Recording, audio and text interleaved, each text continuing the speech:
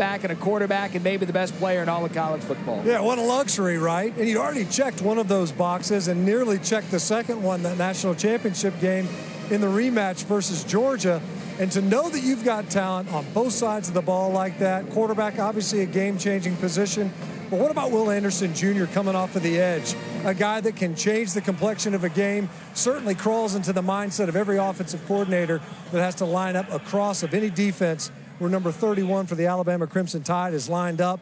What a fantastic talent both those guys are.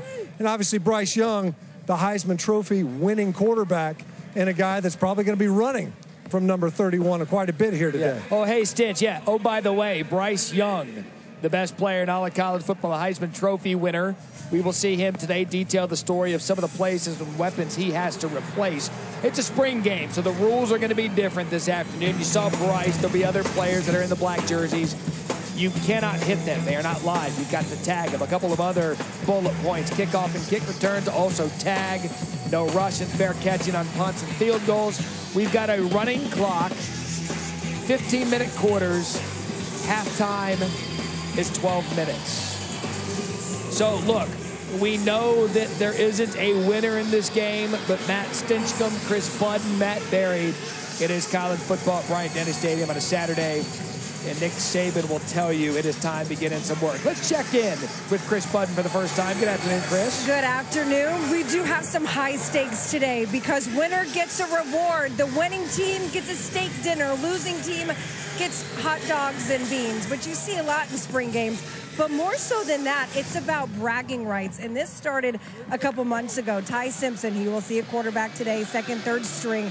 When he got to campus in January, he had the task of being scout team quarterback for the national championship game. And he joked, he said, I hope Will Anderson takes it easy on me. Well, Anderson told the media, don't worry. I went up to him. I told him, you don't have to worry about me hitting you right now, but just know, in springtime, you're going to see me all the time. I'm going to be in your face. You ain't got to worry about me now. He might need to today. Yeah, the one time where you get to go against your teammates in a game-like setting. Cannot wait to see Will Anderson Jr. play this afternoon, just to see some of the workout he's been putting into the winter to put on some weight. That is Jameer Gibbs. He is back. And again, they will be running simulations throughout practice. Jameer Gibbs comes over from Georgia Tech. And everything we've heard about him, his spring has been electric. They are excited to have him a part of this ball club. So, Stitch, here comes Bryce Young. What a luxury for Bill O'Brien and this unit to have the Heisman Trophy winner back to break in a new set of receivers. Yeah, I mean, not only year two for Bill O'Brien with this roster, but to have the utility of the most explosive offensive playmaker from a season ago, arguably the best offensive player. And, boy, they rave about his countenance, his approach to the game, his poise, beyond just the physical skill set that he has. Young's going to throw it right away on first down. We're going to be calling his name a lot this season and today. That is Jermaine Burton, gain of 22. He comes over from Georgia. So Nick Saban very active in the transfer portal. Right away, Stinch, Burton making an impact. They count on him to be the #1 guy this fall. Well, you consider the departures that they had at wide receiver with Mechie, Jamison Williams, even Slade Bolden in the slot. They had holes to fill. He takes another shot deep at Burton's. You can tell right away, covered on the play by Kyrie Jackson. Jamison Williams, he's going to be a first-round pick. Mechie, you mentioned him. Slade Bolden. This is always one of those programs, Stitch, that they don't rebuild, they reload. And when you can bring in a guy like Jermaine Burton, what a gift that is for Young and the rest of this offense to have some of his ability. Yeah, no question. And, they had a few departures from that wide receiver room. And so the fact that you can attract talent from others, wow.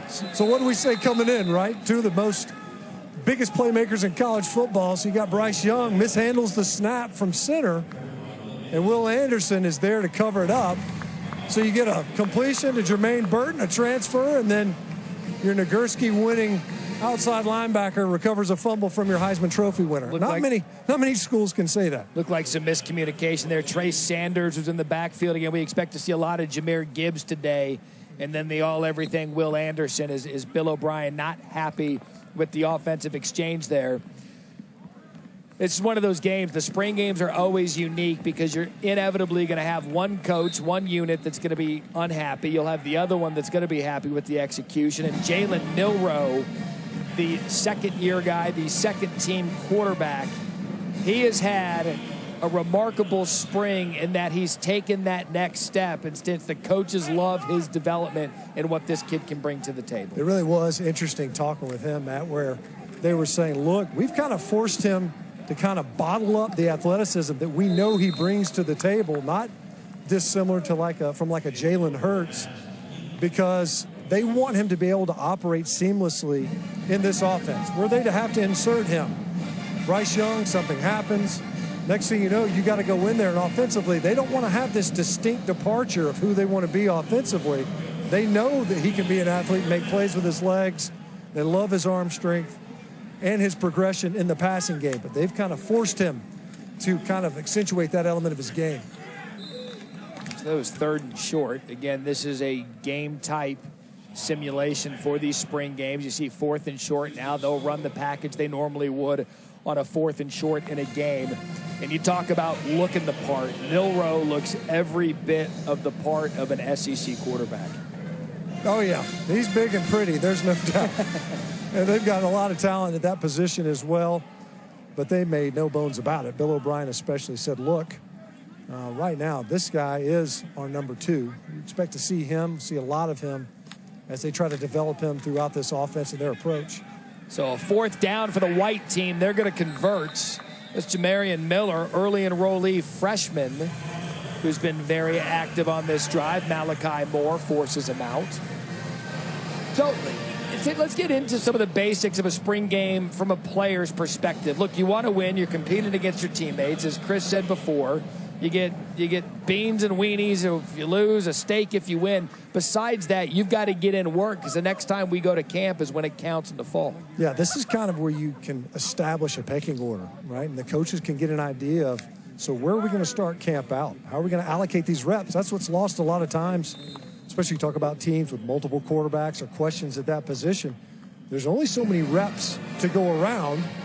And this spring practice, Matt, they were somewhat abbreviated or at least hindered a little bit because they only had about 12 offensive line guys to work with. And so that limits what you can do. They try to run 2 different fields at the same time. There's only so many big boys up front. Doesn't matter how many skill position players you have if you don't have those 5 that can block to run some of these scrimmages. So 2nd and long for Milroe. He had a problem with the snap. Flicks it outside and a good run after catch. Christian Leary forced out of bounds. The sophomore out of Orlando, Florida. And we've seen a couple of mishaps with the ball already. Yeah. Weather in the Tuscaloosa area today. They're expecting rain throughout the afternoon. But Saban's like, hey, if you think we're going to cancel this game because of the weather, I want to play in this because we could deal with this in the regular season. Yeah, it was interesting. We said we don't really do any wet ball drills. I mean, literally, when you prepare in the season, they'll take a football, dunk it, submerge it completely in a bucket of water just so that center quarterback exchange receivers have to handle a slick, wet football. Milroe forced out of the pocket. Again, he's a black jersey, so he cannot be hit. He'll be tagged there by 34, Quandarius Robinson, after a gain of 2. You know, he came out of high school as a pro-style quarterback, but anybody you talk to that's been following Alabama through the spring, you just saw it there. Milroe's ability to run and use his feet. And you could just see Coach Saban, he's out here coaching. You know, he's not out here just to observe. He's out there coaching up the contained defense. You can't allow your quarterback to leak. It was a nice pass rush inside by Tim Keenan to force Milroe out of the pocket. So here's 2nd down. Milroe over the middle. Good pass and catch there. It's Leary again. So it would appear Milroe and Leary have a little bit of chemistry working here for the white team as they move the chains. Now 1st and goal for White after the Bryce Young-led Crimson team turned it over on their first possession. Yeah, 4th down conversion, right? Roll the dice plus territory if we're going to pretend like game situations matter. Stance, red meat's on the line. That's right. We're playing for red meat. Milroe's going to, what a cut by Milroe. So you heard some oohs and ahs from the crowd. That was special. Jalen Milroe because it's a scrimmage. Stan, what do we got going on down there? There's going to be some protests down here because obviously, he's got the black jersey on right, and Monkel Goodwine's right there. So I'm not sure, even if he didn't have the black jersey right, I don't care what jersey you're wearing. Not many guys are making that tackle. We had a call. We ought to keep track of like jersey scores. Like, would that have been a score in a game, or was that a jersey score because of the situation we have? So I think we're marking it as a touchdown, and that was a 2-point conversion. At this point, I think we don't know. They're calling their own ball plays down there. They're figuring this out. There's a lot happening on the field right now, and I think that it's a kind of a free-flowing structure. But regardless, it looked to me like I think that's what was happening on the sidelines over here on the white side, and they're sitting there arguing that should have been a score. And of course, Crimson side's going, now wait a minute, this dude's got a different colored jersey. Even if I could have made that play, I don't think it counts. Hey, let's talk a second about Milroe, because he's big, he can run. Is he a type of player that Bill O'Brien might look for a package at any point this year? Well, it's interesting because Coach was talking about that. He certainly has that capability, because you look at it, a nice play on the edge. You see Coach Saban, I think the pacing right now of the offense, we wanted that play rattled out a little bit quicker. But when you look at Milroe, there's no doubt that he can contribute differently. Not to take anything away from Bryce Young and his mobility, but there's no doubt that just body type alone, Milroe, he definitely could finish runs physically. Some about 15, 20-pound difference between Bryce and Milroe. Milroe 6'2", 212. Bryce 6 foot 195. Jack Martin's going to come on, get some kicking work in.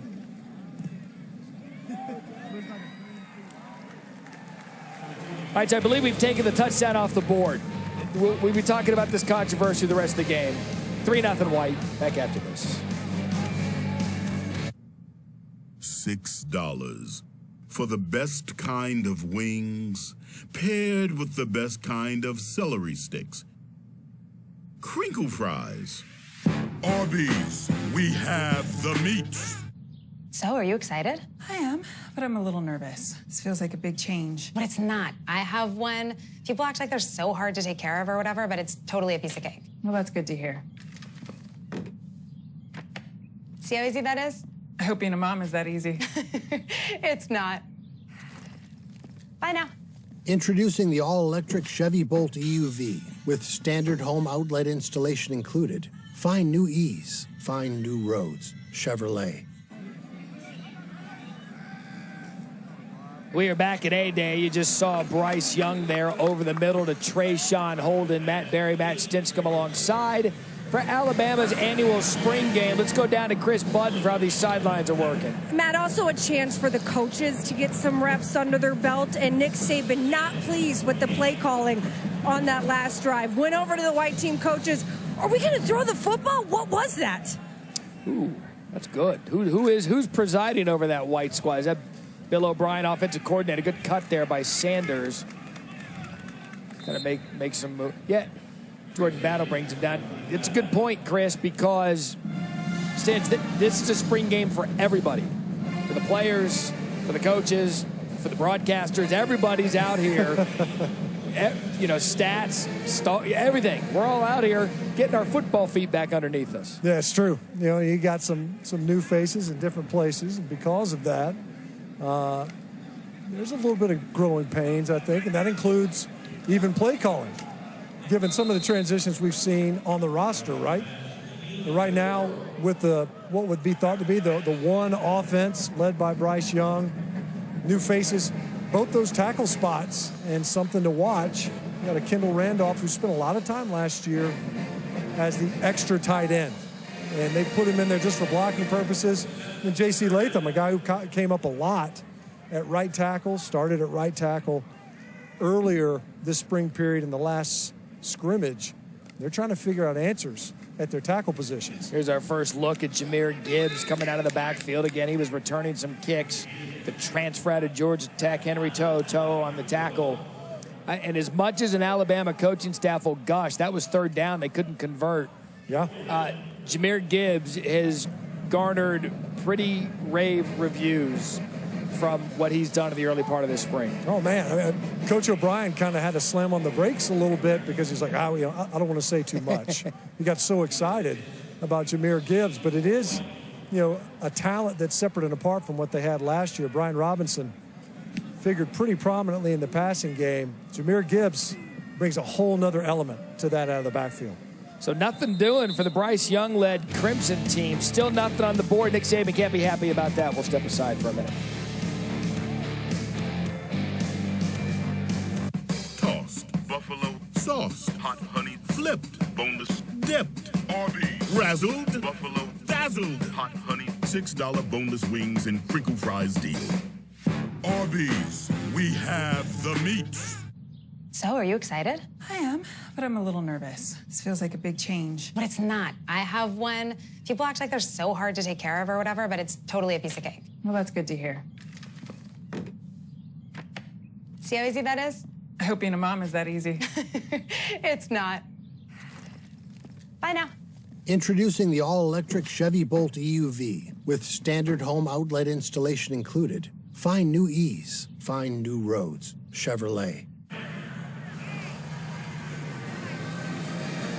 We are back at A-Day, Alabama's annual spring game. Running clock here in the first quarter. You're taking a look at Jalen Milroe, the #2 quarterback for Alabama. And to this point, before we came back, picked up a nice gain of 16. Matt Berry, Matt Stinkum, and Chris Budden on the call. And Stanch, I like this kid. He looks good.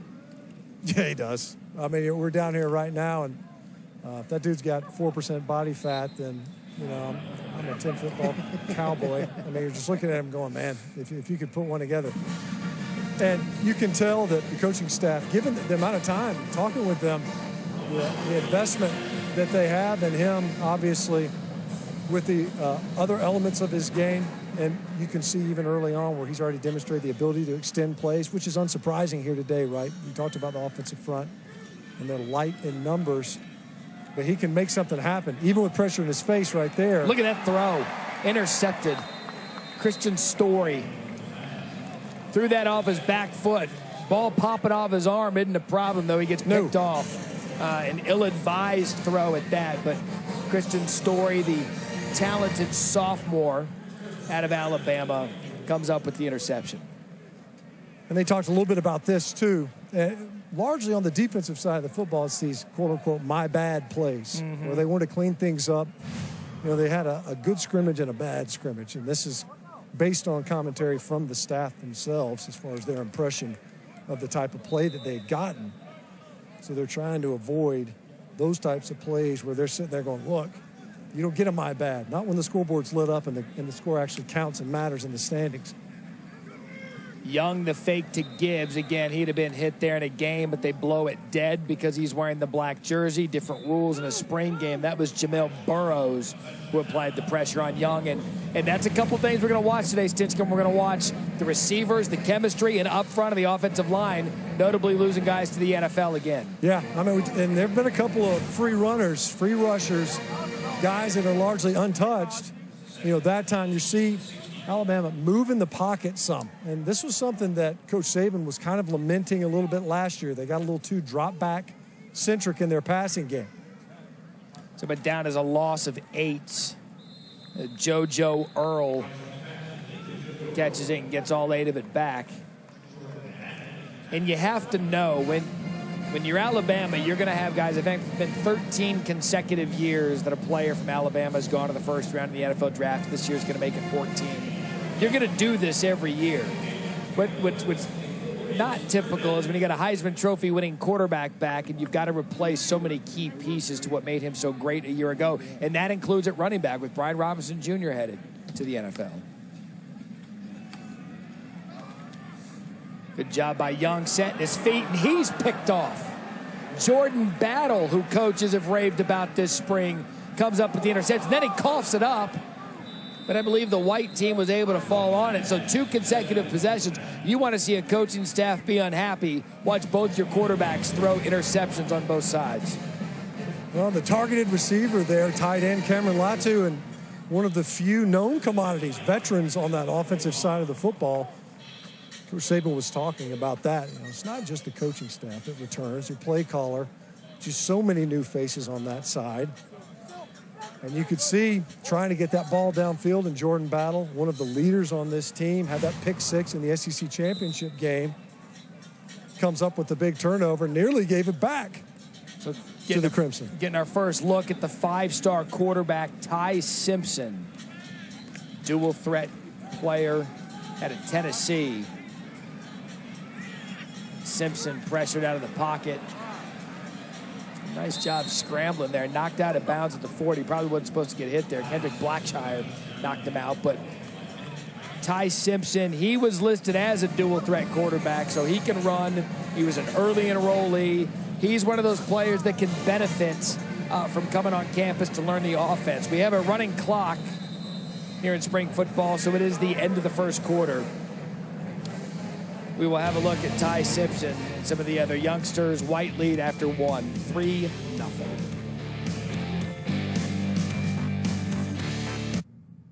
$6 for the best kind of wings, paired with the best kind of celery sticks. Crinkle fries. Arby's, we have the meats. Iggy the bearded dragon ate a fly. Whoa, Mom, is this your new Buick? It's our new Buick. Did you know Iggy can change color to communicate? I forgot to submit my essay. Mom, my phone's almost dead. Put it on the wireless charger. Mom. Use your Buick's Wi-Fi and upload it now. That was fast. He can hiss like a cat. And he gets up on his hind legs and... Mom, where's Iggy? I think I know where he is. How do you stay so calm? Massaging seat. The new 3-row Buick Enclave, the family SUV designed around you.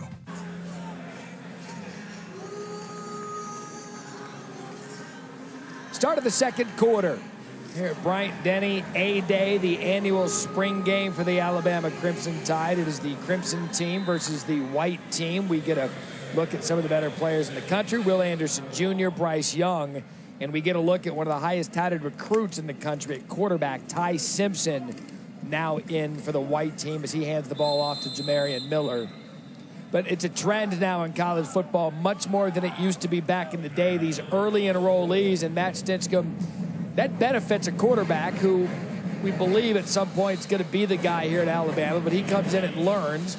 Jalen Milroe's earned the 2 spot, but Simpson can come in here and start getting his college football feet wet. No question. And they talked about that as well, how quickly he's acclimated to the offense. Obviously still, abbreviated in his familiarity and experience with it. A couple of inside handoffs. Nice hole that time, right behind right guard. But they're talking about Simpson and where he is. Love his skill set. But more than anything, how he's handled himself as an early entrant to this roster. Not an easy roster to just show up and play for. We talked to Henry To'oTo'o, one of the leaders on this team, top tacklers in the conference. He said, look, you have to come in here and let your work do the talking. They've been pleased with the way Simpson has done so, and especially at a position like quarterback. He handed it off to another early enrollee, Jameer Miller from Tyler, Texas. This is the second-ranked recruiting class in the country behind Jimbo Fisher at Texas A&M, and a great play there by Kendrick Blackshire. He's had a active afternoon for a loss of 3, but I just mentioned some of the notables from this recruiting class. Now, Shaz Preston, he's a receiver. He'll come in the summer. Isaiah Bond is another player that'll show up this summer. Kobe Prentice. One of the players they're incredibly excited about. You see him there, number 4, Emmanuel Henderson. This kid was one of the highest rated recruits in the country. You saw all those number 2s in the country, 3s in the country. They legitimately reload year in and year out. And it's a good opportunity, especially in spring ball, maybe with some injuries, to get some of these young guys for Nick Saban, get them some real-time reps. Yeah, Coach pointed that out. He was saying that in reference largely to some of the injury woes and numbers that they've dealt with along the offensive front, but you're able to, because of maybe depth issues, get more reps, especially in the spring. These guys, you're facing some of the top talent that you're going to find in all of college football in practice, much less what you might see on a Saturday. So Simpson moving his unit right down the field. That intended for Jonathan Bennett. He drops it. Devontae Smith We've heard that name called here in years past. Not him, but Devontae Smith on the defensive side of the ball. Yeah, slightly different role before. Figures pretty prominently, I think, in the Alabama mindset. So some situational football and opportunity here. Out comes the field goal unit. It's going to be Jack Martin for 40 yards.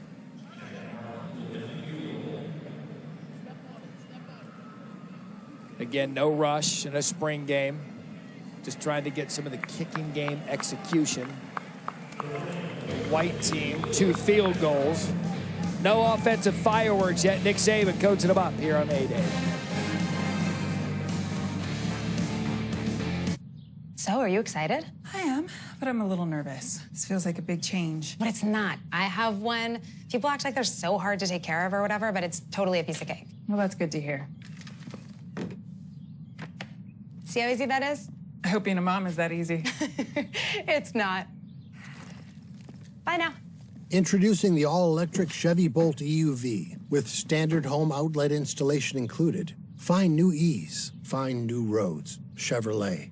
In a relentless world, connected but alone, trapped by illusion. But there is another path where the battle to belong begins.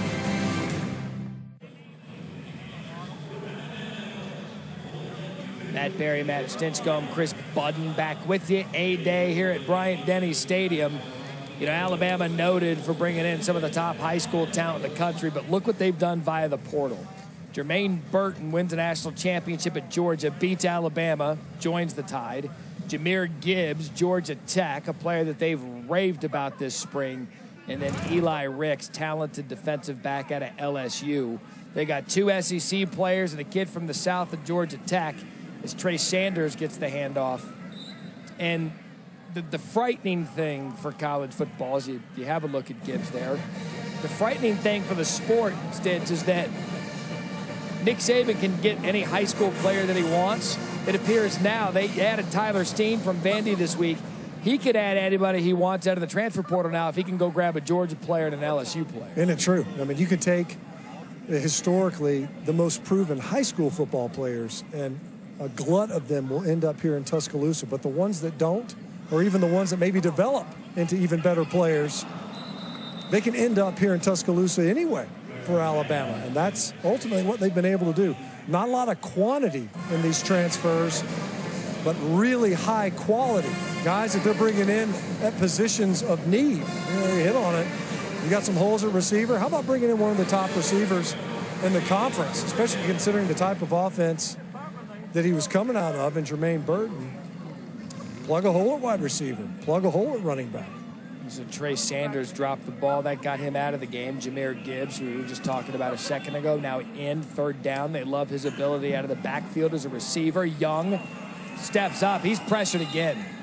And it's Jamil Burroughs again. And we're going to dive into this because this offensive line is having some issues early on. And this is one of those areas, Matt, that they need to get shored up going into camp. And it's going to be really difficult. You know, you got a guy in there at right guard, Damian George.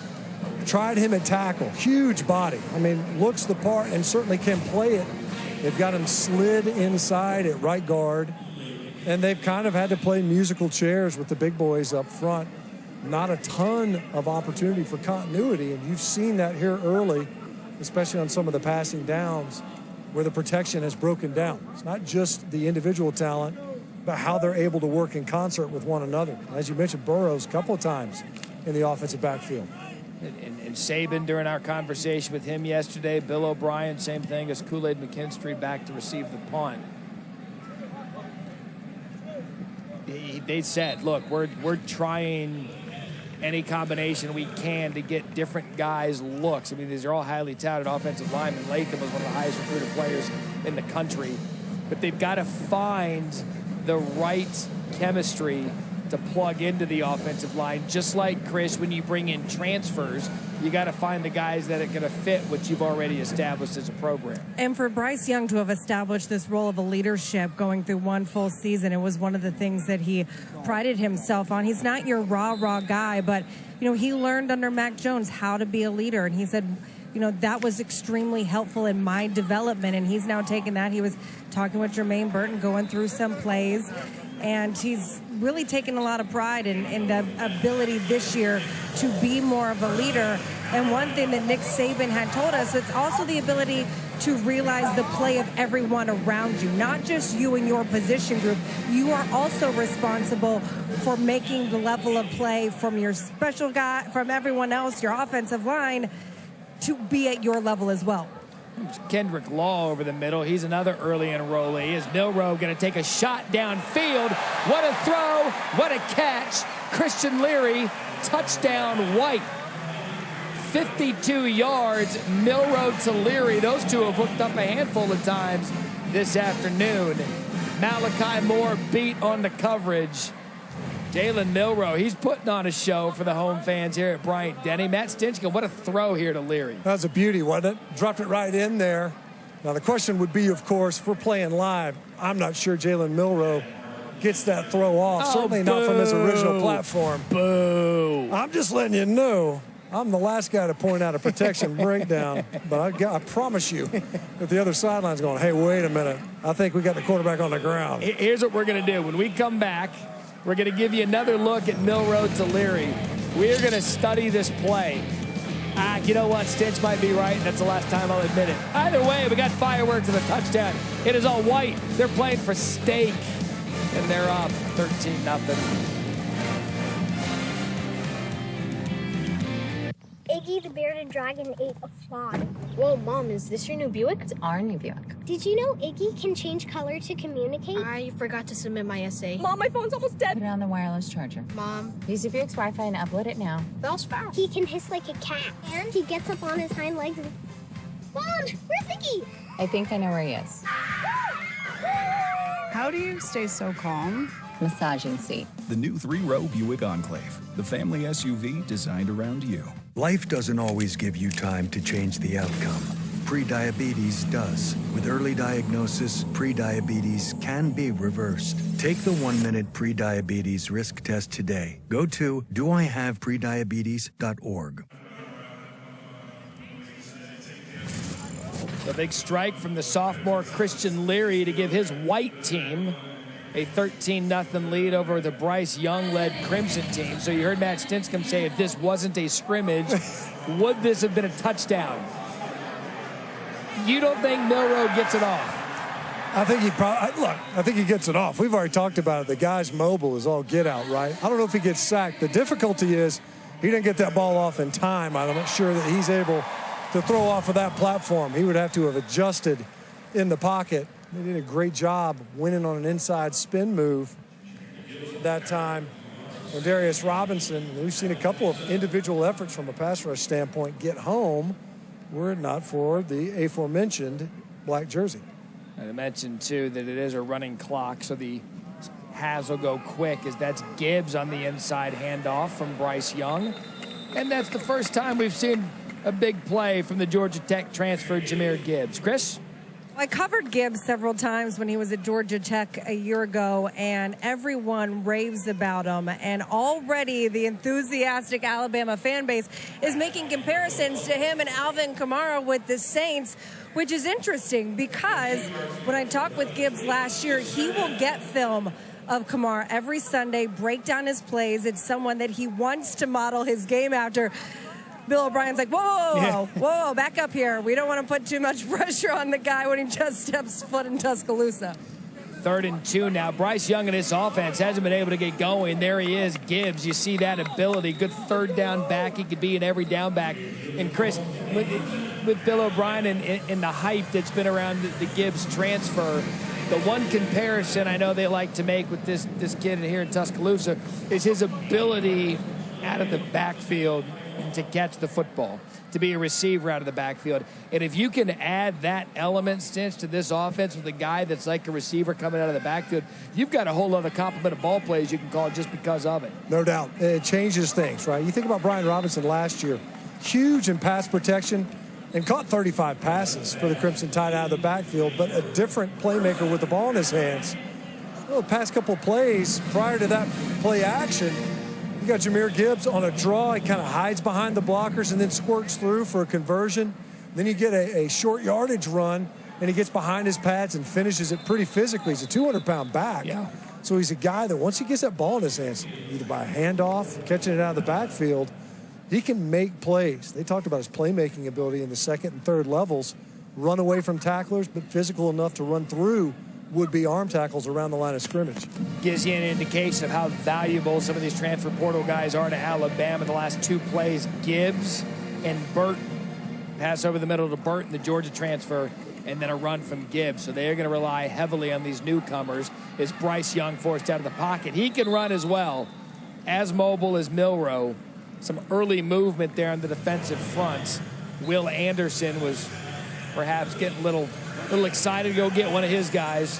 Got flagged and a nice run to move the chains for Bryce Young. Well, I'll tell you guys, spring game, so I'm down here field level right behind the quarterback. And Will Anderson's get off, you hear about how elite it is. He's quick off that football. His first step is lightning fast. Kendall Randolph did a good job of recovering just enough to keep him off. And then the hand swipe. Again. That's just, the difficulty you have. And he's so long. That's the other part, I think, that might be underappreciated. He's a long lever guy, meaning he's got that long upper body, and he uses his length so well. I want to see, I don't know how long those arms are, because it's almost unfair. With a great get-off and the ability to swipe hands quickly, you can get on top of a quarterback almost immediately like he did on that previous rep. Physical in the run game. I mean, it's really a pretty complete football player coming off the edge. It is frightening that he was a sophomore last year. And this is anybody you talk to in the NFL, he's the handoff to Gibbs. He would have been the #1 overall pick this year in 2 weeks. Anyone you talked to said this guy was the most talented player in college football. Bill O'Brien told us yesterday in his time in the NFL, and now Will Anderson's one of the best football players he's just ever been around, period. Yeah, nobody's going to argue with that assertion, that's for sure. I mean, you look at some of these guys, and you have to wonder, who do you see in the college football landscape that can handle 31? And that's at tackle. And they're going to move him around. They stunt him inside. They'll line him up over guards. He had a lot of success in the national championship game, lining up inside versus guards who just aren't used to that athleticism. They can get to the quarterback again. Yeah, and you're standing right there. You see Will Anderson cannot be blocked. Bryce Young, 4th sack today for Young's unit. But, I mean, you're looking at the replay here. I mean, you've got no chance of blocking this person. I got to tell you, man, I'm going to get PTSD standing down here this close to this stuff. I'm going to boil a mouthpiece and hope it works out. He plays with enough power. Watch him on film. He doesn't do a lot. He doesn't need to. He doesn't have this full bag of tricks because he's so quick off the ball and physical at the point of contact. That time, not a bad set from Randolph at left tackle, just not enough power to anchor late, and he runs right through the block. But when you think about it, too, and if you're Nick Saban and you're Bill O'Brien, what a blessing it is for your offensive line to be able to go up against a guy like Will Anderson. Because remember, on Saturdays in the fall, he's with you, not against you. So here's the practice. White up 13-0.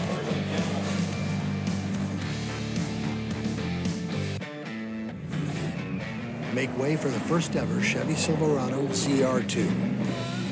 With Multimatic shocks, rugged 33-inch tires, and front and rear electronic locking differentials. Dude, this is awesome, but we should get back to work.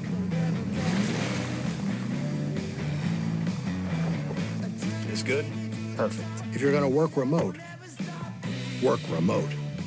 Find new workspaces, find new roads. Chevrolet. No one knows where it comes from. It's the fighting spirit. Ready to fight whatever shape the battle takes. As long as there are battles, there will always be Marines.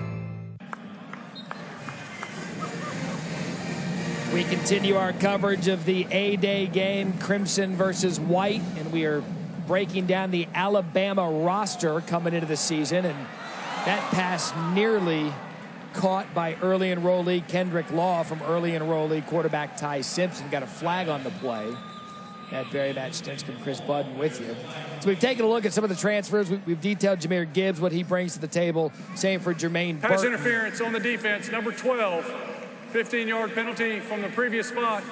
First down. Officials, spring training for them as well. Let's focus now. So take a look at the play again. That'd have been a touchdown had not Law been held up. Let's focus now, Matt, on Eli Ricks, number 7, the transfer from LSU. This is probably, we talked to Pete Golden yesterday, like if you had to go into the summer with one position you're just still uneasy about, he said the corners, and that's where Eli Ricks comes in, number 7. Yeah, well, that's where you can lose a game with one bad play, right? A guy that just has to be off as you see another pressure inside. You know, what's interesting is that, you know, defensive coordinator Pete Golding was talking about Henry To'oTo'o, how he came into this team and this defensive system. He was familiar with it already. The terminology, the verbiage that they used, the structure itself was all familiar. So that kind of accelerated his ability to kind of plug and play. Eli Ricks, it's definitely not a talent issue, but he has to get used to the type of defense that they're playing here at Alabama, but also, you know, how they get into and out of them. There's a lot of communication that happens post-snap, and one that he has to get used to. You see the zip there on Simpson's ball. Good catch there by Taiu Jones-Bell. Gain of 20. Here's what it is, and that you talk about the transfer portal in a nutshell, Stinch. Eli comes in, he goes, okay, you guys call it here, this at Alabama. We called it this at LSU. And so you've got to familiarize yourself with speaking Alabama language, and that is where it's different than when you bring in a high school recruit, because they don't know any better. They're coming here as true freshmen, as early enrollees, as high school players. Right. They're coming in, that's how they learn. But these other players have been raised by someone else, and now they come into a new home and have to learn the rules of how everything's done here in Tuscaloosa. Yeah, you almost have to unlearn some things, right? Because, okay, this is a somewhat familiar concept. We called it this. Now I got to translate after it gets called in-game. Ty Simpson, he can run. Look, you look at a room. Every time you look at a quarterback room at Alabama, there seems to be an NFL player or a Heisman player. You look at the running back room, they've got a bunch of those. But I'll tell you, between Jalen Milroe and Ty Simpson, we know what Bryce Young can do, but the future quarterback room here looks pretty good. Yeah, I don't know that you'll often say, there's the cupboard's bare. And even if it is, as we pointed out, just go grab somebody. But to me, you see it like here, situational football, Coach Saban in there pushing for an end-of-half type sequence. Right. Several times, even in the first half. This is outside of end-of-half sequences where he's talking tempo. He wants to pick up the pace of the plays as they come in. And here an opportunity for Simpson to try to close out a drive right here as we kind of get close to half. So in one of the rules here of the annual spring game, the last 4 minutes of each half will be 2-minute must-try-to-score scenarios for Nick Saban and Alabama. You see him talking with a lot of his staff down there. They want to move this third. There's a lot of urgency in it, and I'll tell you why, because the weather does not look great in Alabama, the Tuscaloosa area, so there's been a lot of emphasis to keep this thing moving along with the running quarters to get them into the half before another storm rolls in.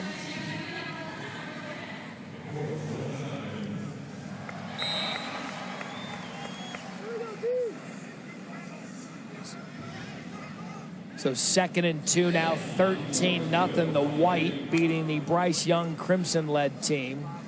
Simpson, the true freshman early enrollee, instead of going to high school prom, he's going to an A-Day game. All right, so I mentioned the weather there a second ago. I'm going to show you the radar.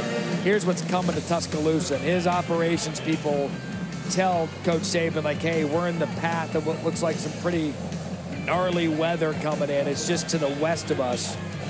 And so they want to do anything they can to get this half of football in before the weather blows in. Maybe it blows through during the 12-minute halftime.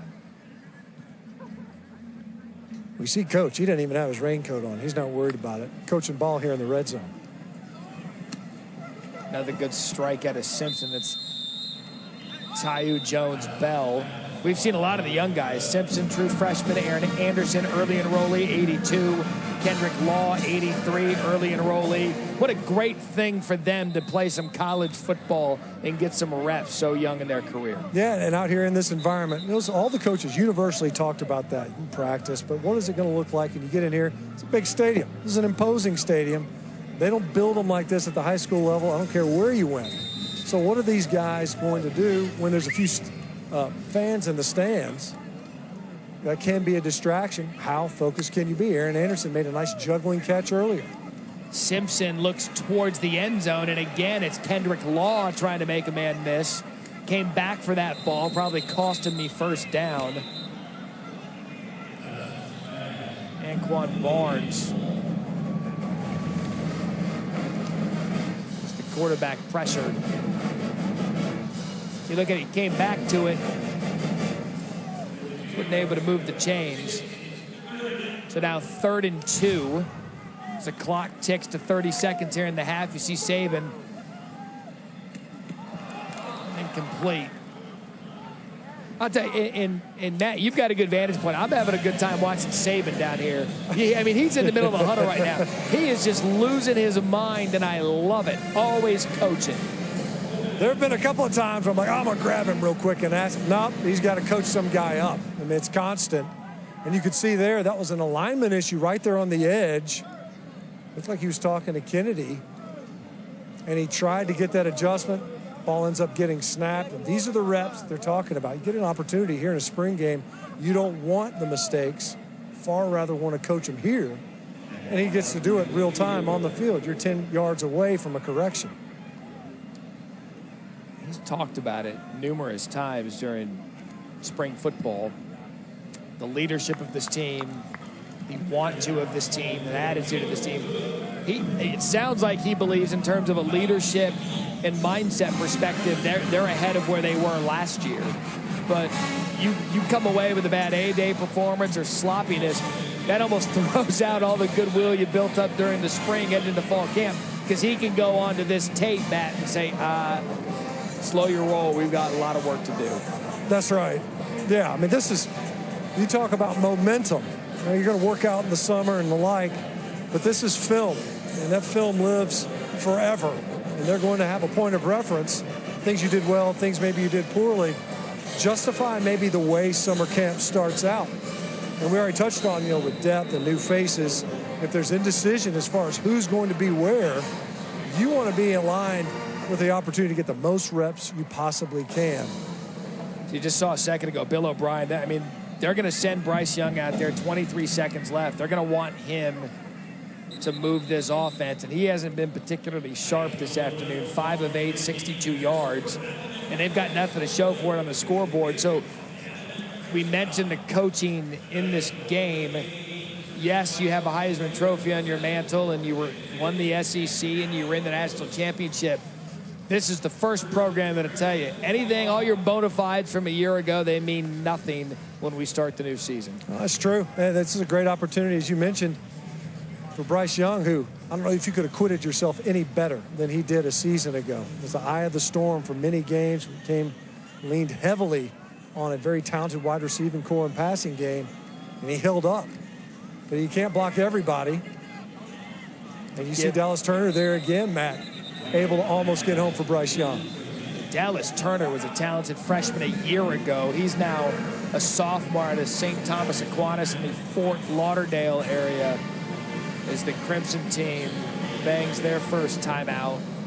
Trying to get something going because the offensive line, it's going to be a story from now until we start the season. You got to feel good going into summer workouts that you can find a combination. Right now, it just hadn't been there, but they've got to block the likes of Turner, Toto, Will Anderson. Young misfires there intended for Burton. It's actually a good-looking pocket, one of the few on a true drop back that we've seen. And as mentioned, look, you're going against the top pass rushing duo that you're going to find in college football. These guys combined for 26 sacks last year. And Dallas Turner, as a true freshman, he's still figuring things out. On the opposite, Will Anderson Jr., where are you going to slide your protection? Who are you going to help? You help one guy, and you're going to likely lose against the other. So this offensive front, especially with the new faces at tackle, This is the baptismal fire. There's Latu over the middle. First time he's caught one. He's had a couple of passes intended for him, but Latu able to move the chains for a first down. So 5 seconds left.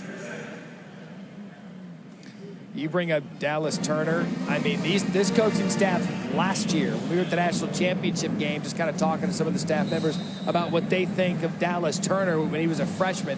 I mean, this kid's going to be an NFL player. I mean, they just keep coming up. And that's after you bring Will Anderson in there, and that's who he's replacing right now off that edge. I mean, it can just be scary what they do.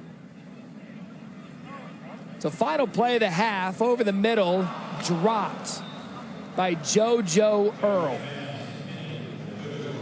So it is 16-0 White. We have reached half.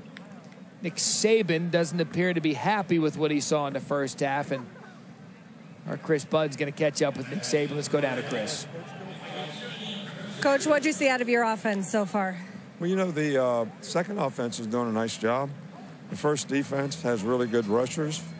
So, you know, with 2 starters out in the offensive line, they're having trouble giving Bryce time. When he's got time, he's done very well.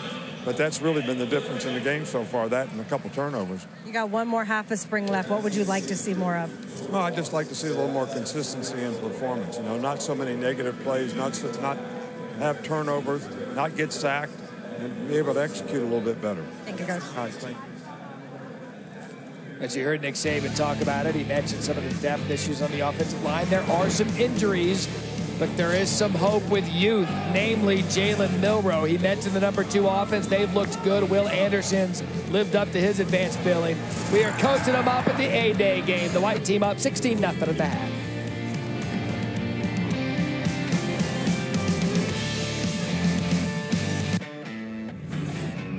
Make way for the first ever Chevy Silverado CR2. With Multimatic shocks, rugged 33-inch tires, and front and rear electronic locking differentials. Dude, this is awesome, but we should get back to work.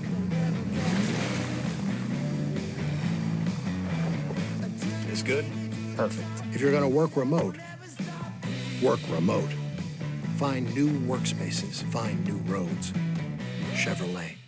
Food. We think about it all the time, but for many Americans, it's a scary thought. During this crisis, 1 in 12 seniors and 1 in 7 children don't have access to nutritious food. We can all help. Get involved at feedingamerica.org.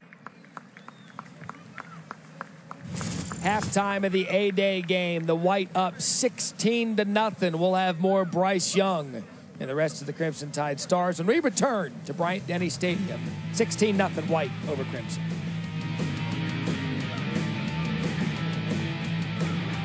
Iggy the bearded dragon ate a fly.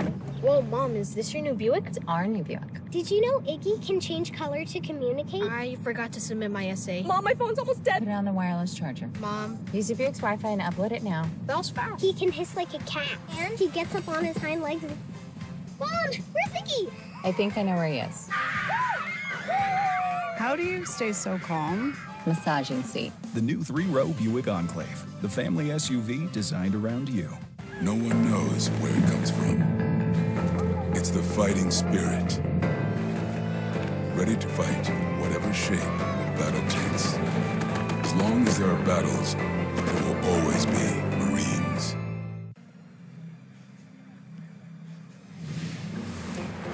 Back here in Tuscaloosa, what a special moment today, a ceremony honoring Wilbur Jackson and John Mitchell. Wilbur Jackson, the first African-American scholarship student athlete on the Crimson Tide football team back in 1970, earned all SEC and All-American honors.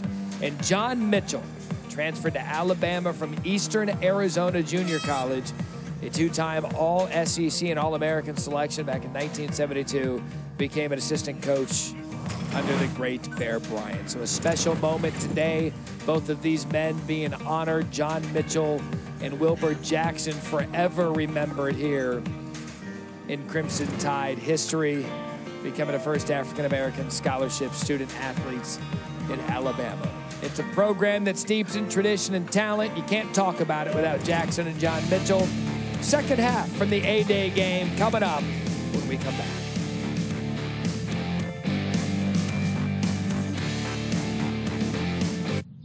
Oh, are you excited? I am, but I'm a little nervous. This feels like a big change. But it's not. I have one. People act like they're so hard to take care of or whatever, but it's totally a piece of cake. Well, that's good to hear. See how easy that is? I hope being a mom is that easy. It's not. Bye now. Introducing the all-electric Chevy Bolt EUV with standard home outlet installation included. Find new ease. Find new roads. Chevrolet. In a relentless world, connected, but alone, trapped by illusion. But there is another path, where the battle to belong begins.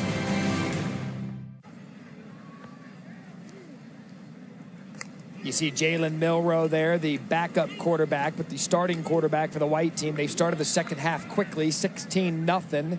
That Barry, Matt Stinchcomb, and Chris Budden on the call here of the annual A-Day game. And Stinch, as they're moving this half going, I'd like to get your opinion of what you saw in the first half. Here's Stinch. I think he's down there with Saban, having a conversation with him. And he took his ears out. TV 101. Keep your IFB in.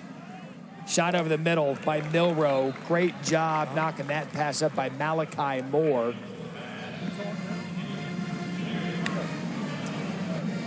All right, guys, so we're down here with the head coach, and we're talking protection schemes, and I'm wondering, what is the answer for a pass rusher like a number 31 when you're trying to break in new faces at tackle? Yeah, I think, the big difference in the game right now is we don't have a left tackle that can block 31, and we don't really have a lot of protection stuff in to really remedy that.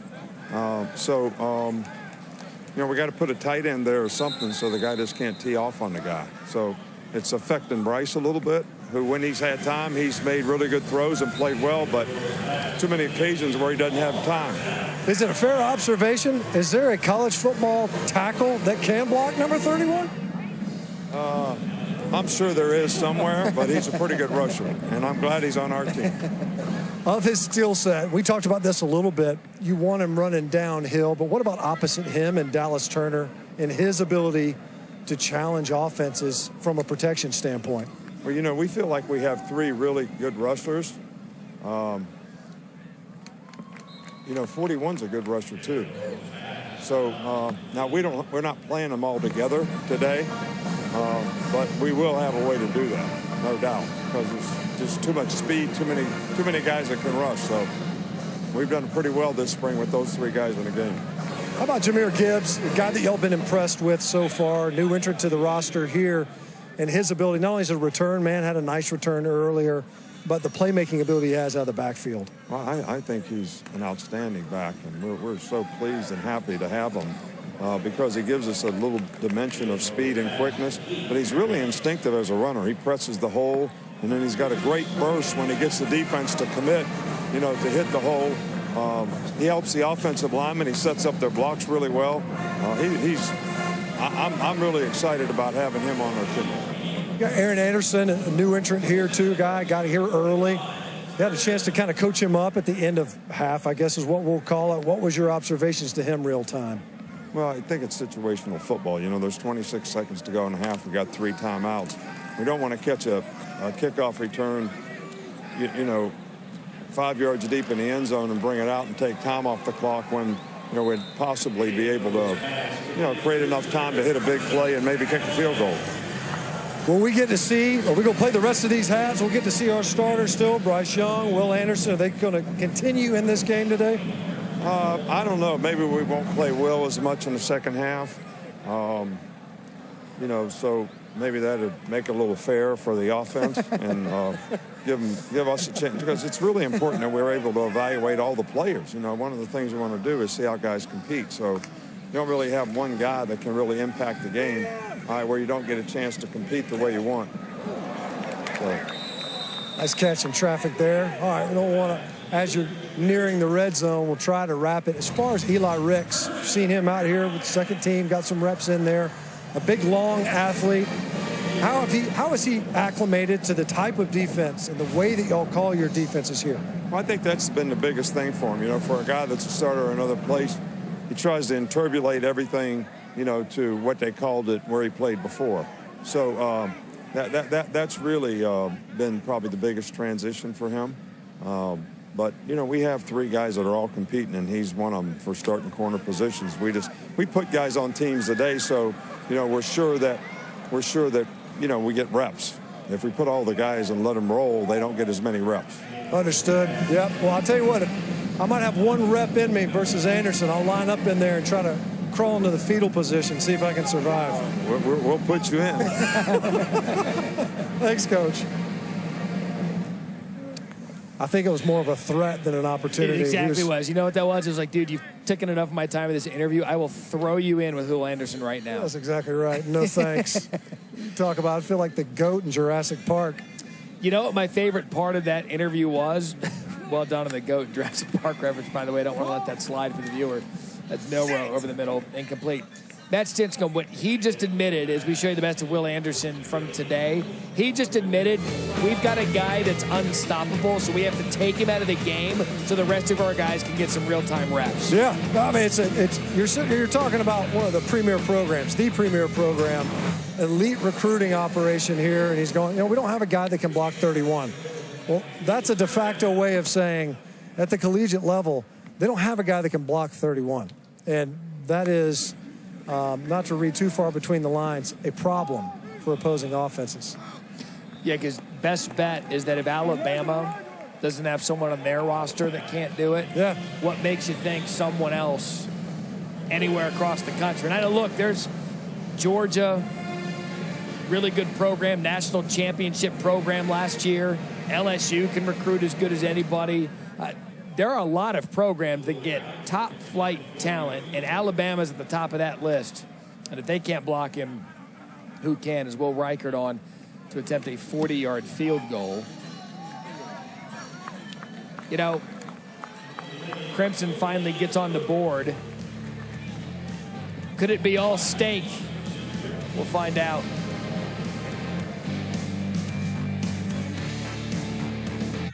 So, are you excited? I am, but I'm a little nervous. This feels like a big change. But it's not. I have one.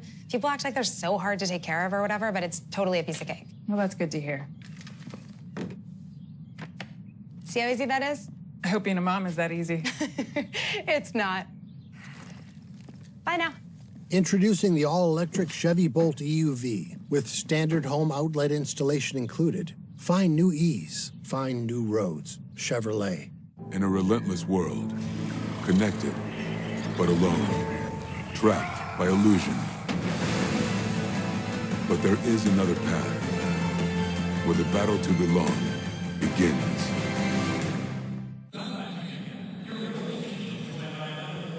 $19-0 White. It was a mistake prior to the break that Crimson's still getting shut out. So White is feeling pretty good about themselves. Bryce Young leading the Crimson team hadn't been able to put up any points to this point. 19-0 here. Midway through the third quarter, it's a running clock. It's the annual A-Day game, the end of spring preparation for Alabama. Matt Berry, Matt Stinchcomb, and Chris Budden back with you. That's Jameer Gibbs. There goes Gibbs. The Georgia Tech transfer. Touchdown. Crimson. 75 yards for Jameer Gibbs. Kind of waited to see him break out based on what we heard coming out of camp this spring, and there you have it. That's what they have in this running back, Matt Stinchcomb. Nice inside run, right? And see the way he just exploded through the hole there. I just got done talking about, hey, man, you might not be able to pass, protect, hold up in protection. So just don't do it anymore. How about just run the football right up the middle? And that's the gear that Jameer Gibbs had that they've been talking about. And once he gets loose, you're going to be hard-pressed to catch him. It's part of the reason why he was the #1 all-purpose yardage generator for the entire conference when he was at Georgia Tech. He's a great return man for a reason. And just as a running back last year, 143 carries, 745 yards, and 4 touchdowns. Out of the backfield, 36 receptions, 470 yards, and 2 touchdowns. You add that element to the kick return game, you legitimately have a triple threat that you can move into this offense that's never has a shortage of talent. Bill O'Brien, he loves the fact that you lose a player to the NFL, and Brian Robinson Jr., Trey Sanders is a talented player, Chase McClellan, a highly recruited player. These guys have been battling injuries. Roydale Williams, that doesn't even count Emmanuel Henderson, the 5-star who's on his way. You talk about a room, that running back room, year in and year out, loaded.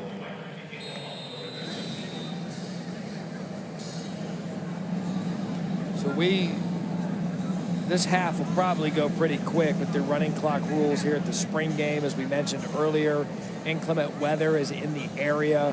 They moved through halftime pretty quick, scheduled for 12 minutes. They got through it, I think, in about 5. So Crimson able to get on the board, 19-7. Let's kick it down to the sidelines in Chris Budd. Matt, some notable alumni here on the sidelines, and I'm joined with former cornerback, now with the Denver Broncos, Patrick Surtain. Before we start talking about your defense, we were sitting here as Jameer Gibbs just ran 80 yards down the field. What have you seen out of the new running back for your team? I've heard pretty good things about him. I heard he's a very elusive back that's liable to make big time plays like we just seen just then. So it's a great addition for the team. Restock and reload down here in Tuscaloosa. What have you seen out of today and out of the secondary primarily? Secondary, good, of course. You know, they gonna keep guys in check, of course, flying around to the ball. I think the defense in total is going to be even dominant this year. As someone who's played in these spring games, what's the smack talk like? You know, winners get steaks, losers get weenie and beans, but is it much more than that? I think it's much more than that because, you know, nobody want to eat beans. Everybody want the steaks. So, you know, they competing out here making sure that that doesn't happen. So, what kind of smack talk would you be giving Bryce Young right now? Sure, I was just telling him to throw my weight. I'm getting all the pieces I can, lock it down my side. But, nah, man, it's just competing at the end of the day. So, before I let you go, how's life in the NFL? Life is great so far. It was a cool little adjustment, you know, just rookie year, going through that transition. You know, just looking forward to bigger and better things. I appreciate the time. Enjoy the rest of the day. And the poncho might be necessary here soon. I appreciate it, Patrick. Thank you. Guys. Chris, good stuff. It's always, you walk down that sideline, I mean, any Alabama regular season game, but especially in the spring game, see Patrick Surtain down there. Jonathan Allen is also here. So many former players that have built this Alabama dynasty, and you're looking at another group of young players that look to be the next in line to continue the dynasty. I know Will Anderson gets a lot of the credit for being the best player in college football. Henry To'o, he's going to be on his way to the NFL. Could have gone to the NFL this year. Why'd you come back? Well, I want the ring. So he's going to be playing, wants to play for the national championship. And then we talked about Dallas Turner, some of these defensive stars that are going to be the next in line here in Tuscaloosa.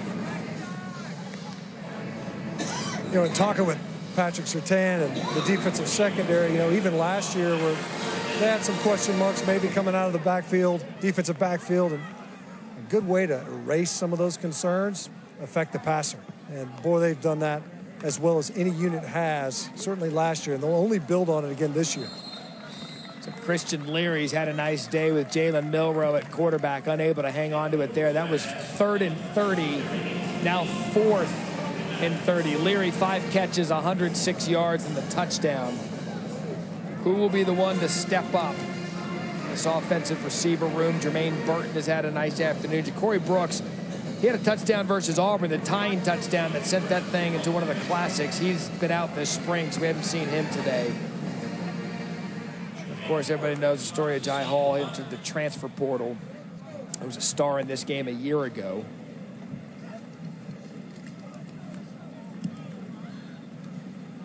So from his own end zone, Jermaine Burton back to receive the punt.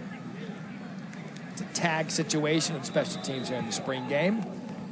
So Bryce Young, they're coming off a touchdown their last possession, 19-7. Can he get a comeback and steal the red meat away from the white? Find out. Iggy the bearded dragon ate a fly. Whoa, Mom, is this your new Buick? It's our new Buick. Did you know Iggy can change color to communicate? I forgot to submit my essay. Mom, my phone's almost dead. Put it on the wireless charger. Mom. Use your Buick's Wi-Fi and upload it now. That was fast. He can hiss like a cat. And he gets up on his hind legs and... Mom, where's Vicky? I think I know where he is. How do you stay so calm? Massaging seat. The new 3-row Buick Enclave, the family SUV designed around you. No one knows where it comes from. It's the fighting spirit. Ready to fight whatever shape the battle takes. As long as there are battles, there will always be Marines.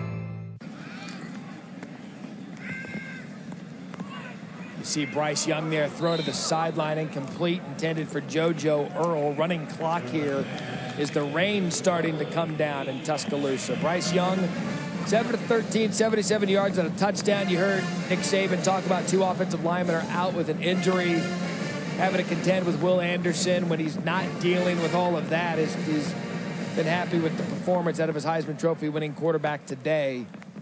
But certainly with this weather, you don't want any slips or injuries or anything of that nature, especially with a player of Bryce's caliber. A couple new faces in there now. Left tackle Tommy Brockermeyer. Pretty clean rep that time. From a protection standpoint, that ball a little bit high. Wonder if with the rain cranking up again, if it affected his release. And you saw earlier JoJo Earl, the guy that last year they were really counting on, never really quite clicked from a production standpoint. A couple of drops, and then was late to come out on a special teams rep. Opportunity for improvement, certainly some coaching opportunities. And you saw there, look, Burton was looking one way. Jermaine Burton, the Georgia transfer, the ball came out the other. So this is the time to get that in. They can watch that play on film, discuss what one saw, the communication breakdown. And that's all going to be a part of the installation of this stint with all these new players coming in. Yeah, you know, that was one of the things Bryce Young talked about was their kind of correspondence early on. Burton gets in here. He's not new to the league. He's been a productive player. He's got great body control. Could easily slide in as perhaps the top receiving target in this offense. But you got to have that rapport with your quarterback. And certainly that's got to have been a big reason why Jermaine Burton is wearing a Crimson Tide jersey, is to play opposite a great quarterback like Bryce Young. And you wonder, you know, how quickly they can develop that. It seemed early on in this game they were intentional in trying to get him some touches and looks. But as you mentioned, there's going to be a couple of times, especially early on in the early going, in this kind of budding relationship, that they see things the same way. It may not be a bad ball, it might just be a bad break. Ty Simpson now back in at quarterback. He and Milroe have been splitting the quarterback duties for the White. Bryce Young handling all of the duties for the Crimson. You talk about Burton. Jermaine Burton comes over from Georgia. And in this day and age in college football, Matt Stinchcomb, I just find it so bizarre that a player that you just played in the SEC championship and the national championship, and I bet there was no love lost between Burton and Alabama, that he now plays here at Alabama. It's kind of crazy, right? It's just weird. This is the age of football that we have, right, where the jerseys, you know, they can kind of swap in and out. You used to see that at all-star games. Now you see it, you know, at the end of a season, especially given the fact that you're talking about having won a national championship. But you have to think part of it is the fact that not only do you have a Heisman winner pulling the trigger, but an offense that was throwing it 36 times, and putting up 40 points a game, and has an opportunity looking at that wide receiver room to perhaps be a primary target. All of that would be attractive. Seemingly, Jermaine Burton with a chance to improve and embellish on his career so far from a statistical standpoint. You see Ty Simpson, he's able to use his feet, one of the top-rated dual-threat quarterbacks in the country, number 2, according to ESPN's recruiting rankings. And here's how quickly college football changed. And this isn't an exaggeration or hyperbole in one bit. 3 years ago, Stinch, the college football world would have gone ballistic had a guy not only transferred within conference, but within a rivalry like Alabama and Georgia. Remember when these coaches would block interconference transfers? Now Alabama is going to rely on 2 of them, and Eli Ricks and Jermaine Burton. It's happened overnight. It really has, and it's something that, you know, even Coach Saban was addressing earlier this week, and kind of intimated that he had some questions, if not issues, with where the landscape is now even the week of the national championship game, is that this the fluidity of these rosters and the ability to pull players from other programs and have some of your own players from your own roster head elsewhere. Crimson Tide's got a player headed over to Kentucky this year. I mean, this has happened before many times. And you have to wonder, how often and how much energy they're going to have to place in recruiting your existing roster, much less prospective players. We, in the meetings that we have, because we all three of us, Matt Berry, Matt Stinscombe, Chris Budden, we all call games during the season. So we have meetings with coaches every week. And I'd say at least from the 14, 15 games that I called last year, including the bowl games, anytime you had a meeting with one of these coaches, the one element above all else that comes up is the transfer portal, and now the priority placed on having to now manage your current roster to make sure that there are players that are maintaining their happiness on your roster because of how easy it is to transfer immediately. As you see Jeremiah Alexander getting for the sack on Ty Simpson. It's a running clock. So we're going to go to the fourth quarter. I know Chris has thoughts on some of the conversations with the portal and NIL, but right now it is all white. 19-7 over the Bryce Young-led Crimson. Will Anderson's been the star. Nick Saban's coaching him up, and Jameer Gibbs, welcome to Tuscaloosa. We'll go to the fourth quarter of the Alabama spring game after this. So, are you excited? I am, but I'm a little nervous. This feels like a big change. But it's not. I have one. People act like they're so hard to take care of or whatever, but it's totally a piece of cake. Well, that's good to hear. See how easy that is? I hope being a mom is that easy. It's not. Bye now. Introducing the all-electric Chevy Bolt EUV with standard home outlet installation included. Find new ease. Find new roads. Chevrolet. No one knows where it comes from. It's the fighting spirit. Ready to fight whatever shape the battle takes. As long as there are battles, there will always be Marines. You look at the quarterback performances today. Bryce Young, a quarterback of his own Crimson team. Jalen Milroe, Ty Simpson splitting the reps for the Whites. Both of them have played well, especially Milroe, who has locked down that number 2 job. Ty Simpson, the number 2 rated dual threat quarterback in the country, and an early enrollee. As we welcome you back here to the fourth quarter of the Alabama spring game. It is a running clock. There is weather. This thing is moving right along. And Bryce Young, we knew we'd see this. You're going to throw him for intentional grounding. Saban just told him to pick up the flag, so you're not doing that. He can do that in his own spring game. That's the edit button. Yeah. He's just like, you know what? Go ahead and pick that up. We're good here. But, we expect now with Bryce in this learning curve.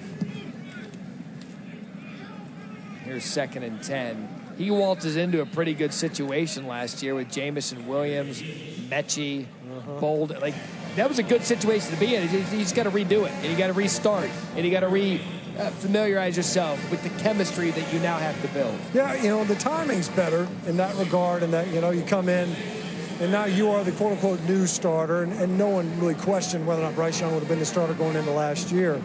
But you had all these known commodities around you in the offensive backfield with you, along the edges of your offensive front, and certainly out wide at receiver. That's ideal. And boy, did he capitalize on that. And now, with all these transitions everywhere but really that quarterback position, especially in that passing game, you've got a guy that's an established starter and an accomplished starter at that, and a chance to not only build into the existing relationships from the guys that are already on this roster, but then also to take a guy like a Jameer Gibbs and insert him into the offensive backfield like he has right now, or Jermaine Burton. Pressure again. That was Dallas Turner, number 15. There's always going to be a handoff at quarterback at Alabama. And it seems like every year there's a handoff, something special happens. Jalen Hurts to Tua Tagovailoa, it happened there. Tua to Devontae Smith in the national championship, which beat Georgia. Tua then hands off to Mac Jones. Mac Jones now hands off to Bryce Young. And eventually Bryce Young will have to hand off to either Jalen Milroe or Ty Simpson. But it just speaks to the health and the continuity of this position at Alabama that it's every year you think there's going to be a step back with the first-year starting quarterback. That quarterback ends up setting records. Yeah, I mean, and you think, not too far distant pass, you take a guy like a Jacob Coker, right? They're running all the way to the end. I mean, it's their ability to, in those years where there might be a gap, pick up in the transfer and be able to leverage that, even at a position like quarterback. Hasn't been necessary very often here. As you see Jalen Milroe, and this is what they knew they had in him. We saw the arm strength, especially in the first half. They know that if he can escape the pocket, he can be a game breaker with the ball in his hands. But it's rare that you ever see a dip, and it certainly seems to be the case where the quarterback room is in good hands. Now it's just a matter of building around that position, especially a skill position along that front. That even starts this year. We were talking about the transfer portal. They had a quarterback transfer to Arizona State that was on this roster for Alabama. Bear Bryant's grandson, as it were, transferred out to Tempe. But rarely do you see some of these quarterbacks portal out of here, Chris, because they're walking into a situation where they know when they get the keys to the offense, it's going to be high-flying time.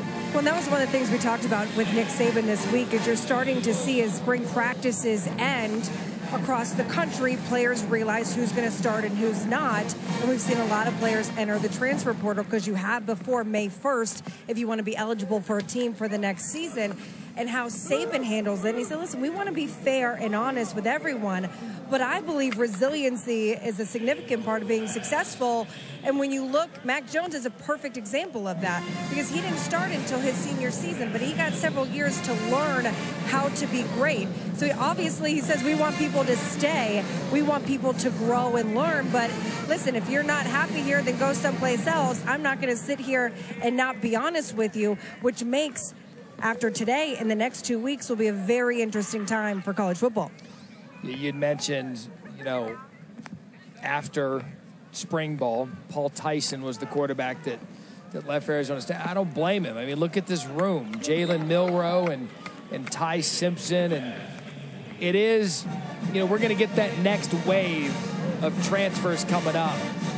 And instead you played college football at a high level, why would you want to transfer out of Alabama or some of these bigger programs where you're coached by the best, you're surrounded by the best, and you know that you're ultimately going to get your opportunity to prove that you're one of the best in the country? Yeah, maybe it's that last part that you start to question is, am I gonna get on the field here, even if I'm a really good football player? Because it runs pretty deep. You think about a Jonathan Allen who's here today, and you're talking guys that as they rotate out of here, you're going, wow, man, how are they going to replace like an Ashawn Robinson? What are they going to do next? Well, here comes talents like a Jonathan Allen who wasn't a starter, a contributor, sure. Ends up being a Heisman Trophy candidate finalist. And then it's when he leaves, what are they going to do? Well, then you plug in a Quentin Williams, and you're sitting there going, wow, there's a lot of depth on these rosters. And maybe you grow impatient. And that's, I think, happening more and more where guys say, I want to play now. And perhaps it's impulse control or instant gratification, impatience, whatever you want to call it, and they're afforded that opportunity. If you don't think you're going to get your shot and it's not going the way you want, especially in spring ball, it's a great point by Chris, then maybe you just start taking recruiting visits and spring ball turns into spring recruiting season. I'm of the opinion, we can talk about this the rest of the way as we get to Alabama's schedule in a minute, but there needs to be a portal lockup. The portal needs to lock after a certain date and then reopen after a certain date, not have all this in season where it's just open season on players that may or may not be happy or unhappy with their program. But let's take a look now at Alabama's 2022 schedule. For the first time in a decade, they're actually going to open up with a game at home, September 3rd against Utah State. And then you've got the big one, week 2, Alabama at Texas. What a fantastic football matchup that's going to be. They've got Louisiana Monroe September 17th. Then they get into SEC play on the 24th. Now in a few years, that Texas game will be an SEC game.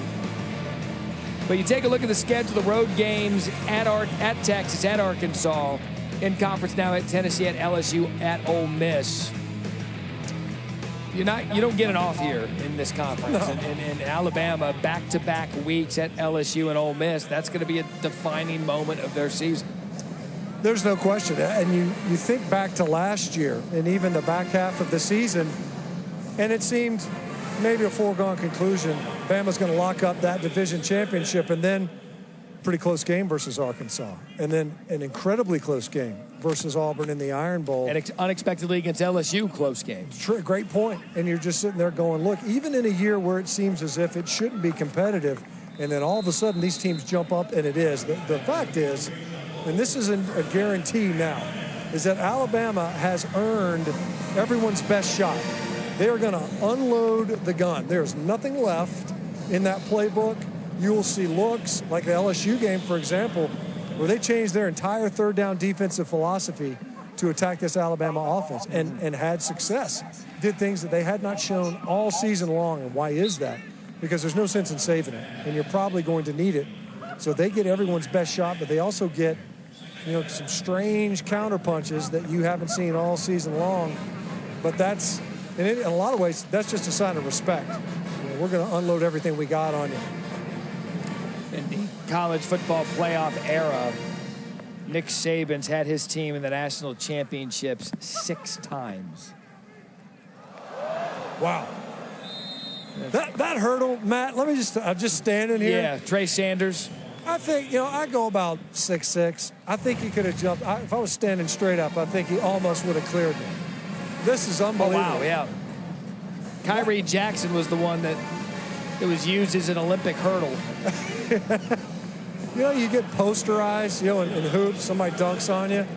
You don't ever want to be the hurdle. Yeah, you don't want to be hurdleized. Hurdleized, that's right. It's a verb now. It is. We've done it right here on TV. So another third down opportunity for Bryce Young that falls incomplete, intended for JoJo Earl.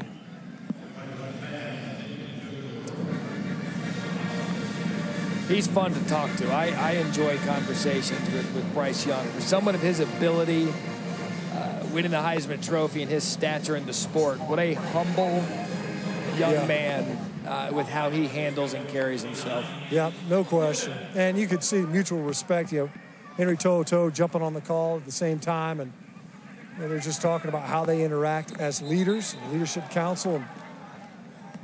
And To'oTo'o has a great deal of respect for Bryce Young as well. And they're talking about defensively, their emphasis on that side of the ball has been, working on missed tackles, getting the ball out, not a lot of forced fumbles last year. And I thought it was interesting. It ended up kind of being a throwaway comment, but where Henry To'oTo'o said, we're like, you ever get the ball out on Bryce if he's ever scrambling? It's like, no, never.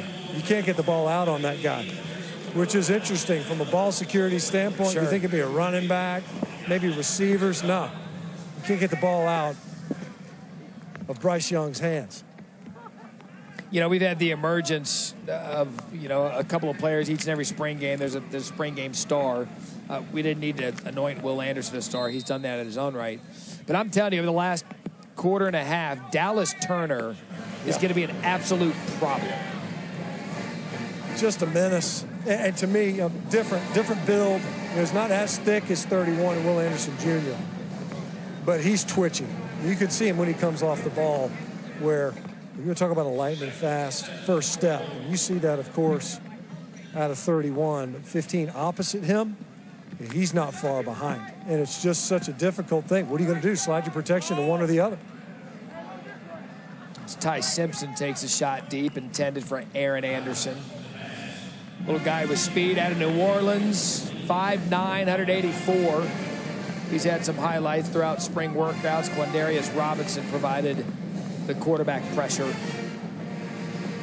It's amazing, too, what steady leadership could do for the health of your locker room. And everything we've heard coming out of Tuscaloosa this spring is that in terms of healthy leadership, this team has everything you need to compete and win another national title. And what's interesting, too, is, not just great leaders from a skill set standpoint, great players. You want your best players to be your leaders. You can't just anoint that. The locker room knows it. The huddle knows it. If a guy just got slapped, they put a C on your jersey, that doesn't make you a captain. That's just kind of a label. And these guys have earned it. Probably maybe even most notably Henry To'oTo'o, the fact that he was able to assert himself as a leader and be recognized as one so early in his time here at Alabama. But same could be true even for the Bryce Youngs. You got some of your best players, Jordan Battle, obviously a known leader and a part of that pass. So as the ball pops out, they're saying incomplete pass. Coach Saban saying, flip it around on the 4th down attempt. Would have been a conversion, or a potential conversion anyway. Let's have another look here. Yeah, I don't think Oots ever was able to hang on to it. Robbie Oots. Yeah, didn't quite complete that, make a football move. Ricks was able to fall on. It's going to be an incomplete pass. It's going to give Bryce Young another opportunity here with 5:03. Rain starting to come down quite a bit. So, look, as much as they may not like it, as much as Chris and Stitch may not like being down there, you're getting rain wraps. I mean, you can't duplicate those. I got a new appreciation for Chris and what she does down here. We had a text chain, and we were saying, hey, let's just go up in the booth. And Chris is like, it's the conditions, just deal with it. This is Stitch yesterday. Oh, wait, I have to look at the weather. I never realized that that's what you do. You have to come prepared, which you did not. But that poncho looks very good on you today, my friend. Thank you. Yeah, it was a last minute purchase. Wet ball drills, perhaps. We take a look at the radar here coming into Tuscaloosa. It's right on top of us now. We've been expecting this throughout the afternoon. We had the brief clearing a while ago, then that major storm is moving through the area. You're a die-hard Tide fan in those ponchos. Watch a little spring football here. There's Burton to the outside. Tackled by Jalen Moody. You know what? I'm glad you said that, Stitch. We do need to appreciate the reporters and the crews on college football Saturdays. Even at the beginning of the season, it's hot and it's humid. Then you get that real peak, nice fall weather, that crisp, that cool. And then comes the winter and the Big Ten game or something in the Midwest that you want nothing to do with. Yeah, I got to tell you, man, my notes are drier. The air is cleaner.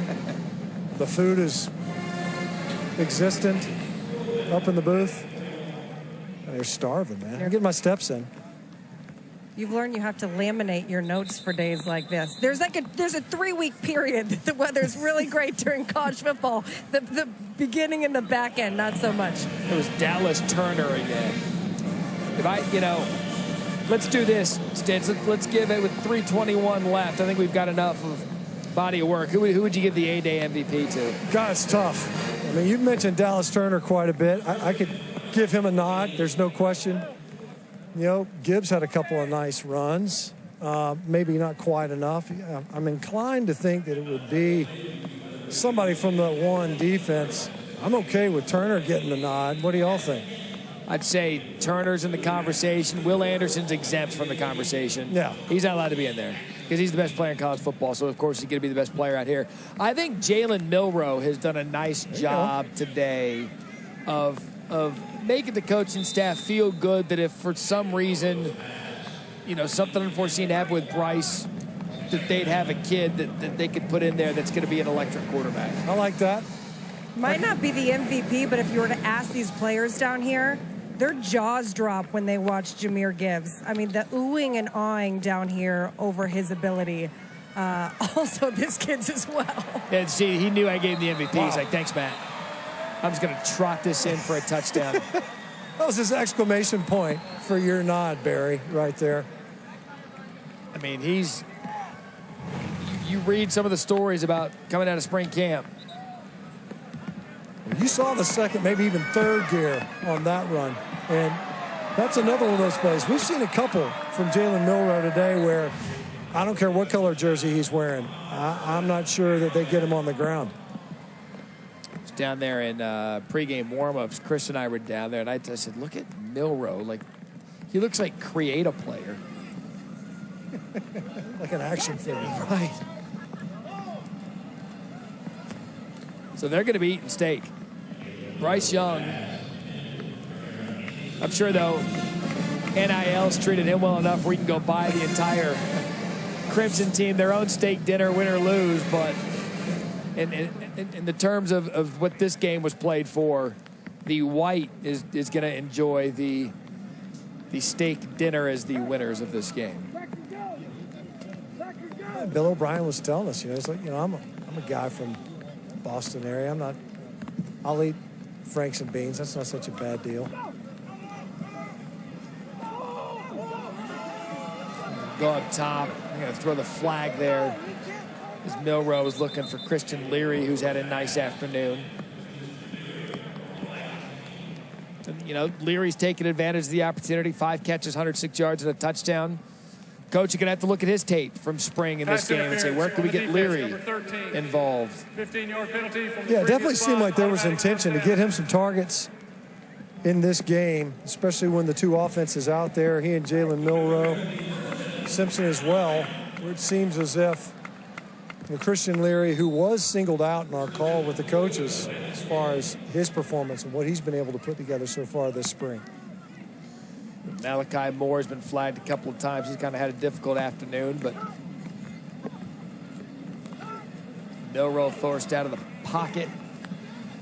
Throw that into the end zone. It falls incomplete, intended for Tyu Jones-Bell. But when we were talking about the recruiting class earlier, 3 more talented receivers coming in this summer. Shaz Preston, Isaiah Bond, and Kobe Prentice all on their way.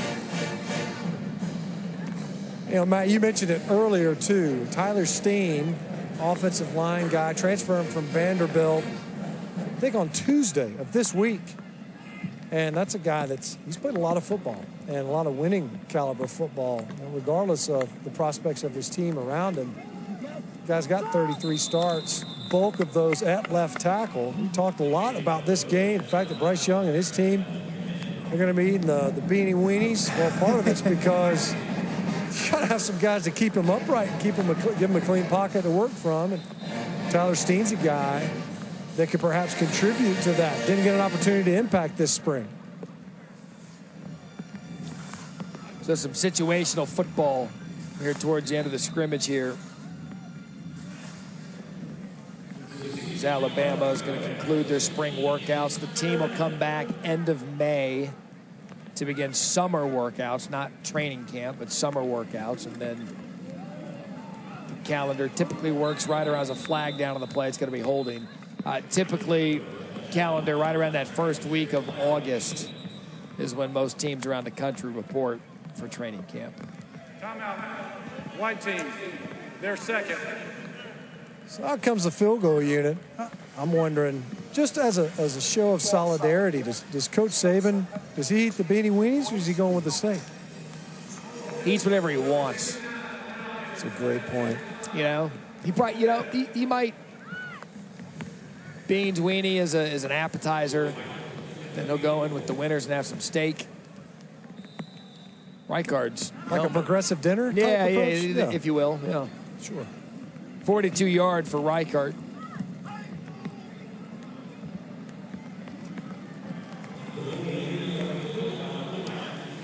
Take a look at some of the offseason notes around the conference. Brian Kelly, there's never a dull moment. There hasn't been yet since Brian Kelly was reeled in at LSU by Scott Woodward. What a big hire that was. Spencer Rattler, Oklahoma loses both of their quarterbacks. He's at South Carolina for Beamer. And Zach Evans, he was the #1 rated running back in the 2020 class for TCU. He lands with Lane Kiffin at Ole Miss. But what do you expect out of Brian Kelly at LSU? Take it over for Ed Orgeron. Man, I got to tell you, the expectations really, really high. Did you think about what he was able to do at Notre Dame? And the folks in and around the Southeastern Conference might question what was accomplished. That was a team and a program that was contending in and around the college football playoff perennially. And now you're going to go to LSU, a team that let's be real, it's been pretty accomplished regardless of who's coaching. Right. You get Les Miles in there, you win a national championship. You get in an Ed Ogeron, win a national championship. Now you bring in a Brian Kelly, a guy in the type of job that he did at Notre Dame. It's a different set of challenges, to be sure, separate and apart from what there will be at LSU. And you think, man, better win early, because the expectation would be is that now this might have been, a missing component. You nailed it. Brian Kelly, Bryce Young sacked again by Dallas Turner. I'm telling you, this guy. That's my MVP. Okay. Look, no argument. I mean, he is just an absolute stud. Back to Brian Kelly, there was always that but at Notre Dame, and that there are different and harder qualifications of what it takes to be a college football player at Notre Dame. That barrier is gone for Brian. Not to say, look, LSU, fine university, it doesn't have the same placements on it to get in, and so that's gone for Brian Kelly. He's walking into a situation where now he's going to have every bit of the resources, talent, and what he needs to win a national championship at LSU. Yeah, exactly. I mean, you're sitting there and you're going, look, you don't want to say that program's an autopilot program, but they don't lack talent, and they certainly haven't lacked for achievement.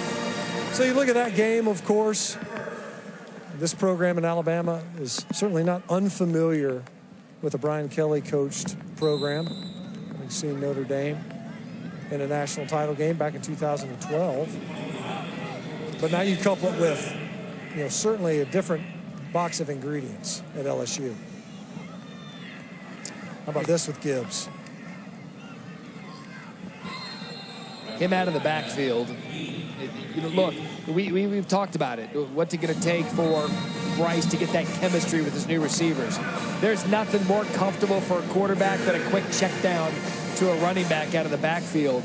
If they've got that element with a guy that catches a lot of footballs, that early is comfort food for Bryce Young as he gets the comfort with the rest of his receivers. Yep, man, no question. Backed up a little bit, easy completion, give it to a guy, make one guy miss, and maybe skitter upfield for another 10 yards.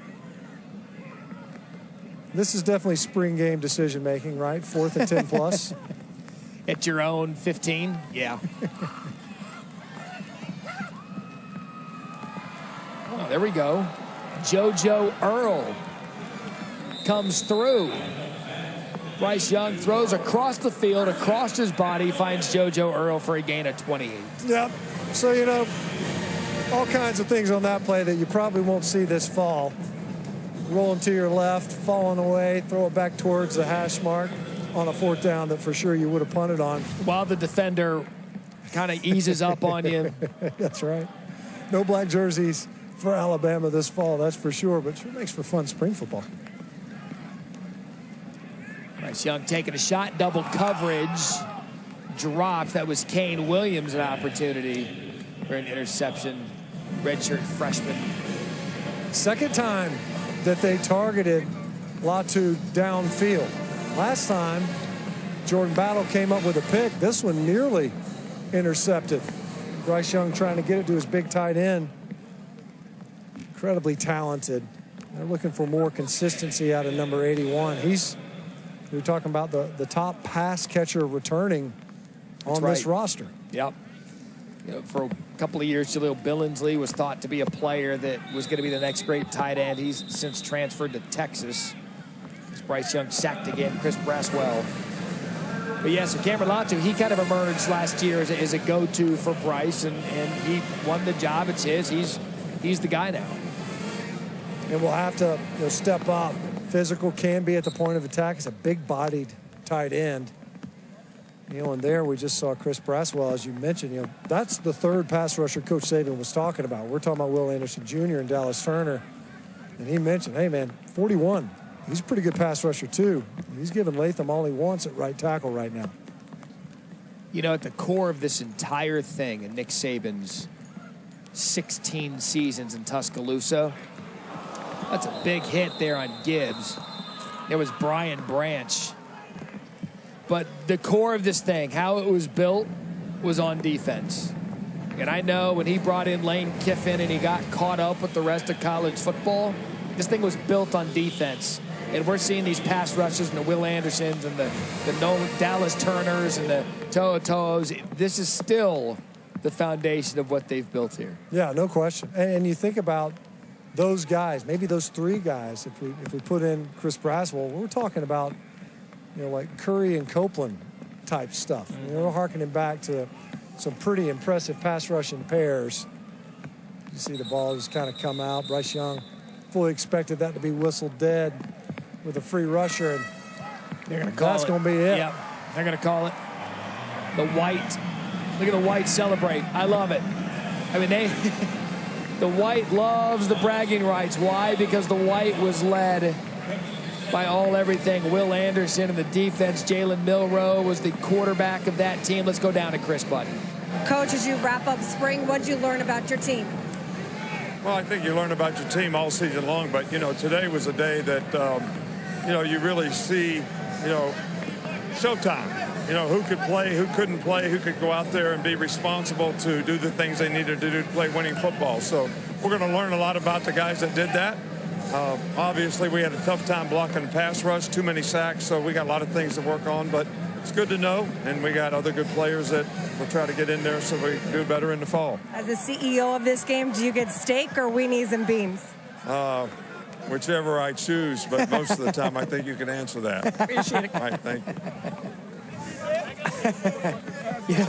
We had just talked about that too. It's like, whatever I choose. Stitch, quickly, 10 seconds, your final thoughts here from A-Day. Well, just prayers up for all the offensive coordinators and line coaches that are going to face the Crimson Tide this year, because it is a menacing pass rush. So spring ball is over for Alabama. We saw some glimpses of Gibbs. We saw the quarterback room is bright, and we saw the best player in college football take off. Next time we see Alabama, first week of the season. For Matt Stinchcomb, I'm Matt Berry. Thanks for watching the A-Game here on ESPN.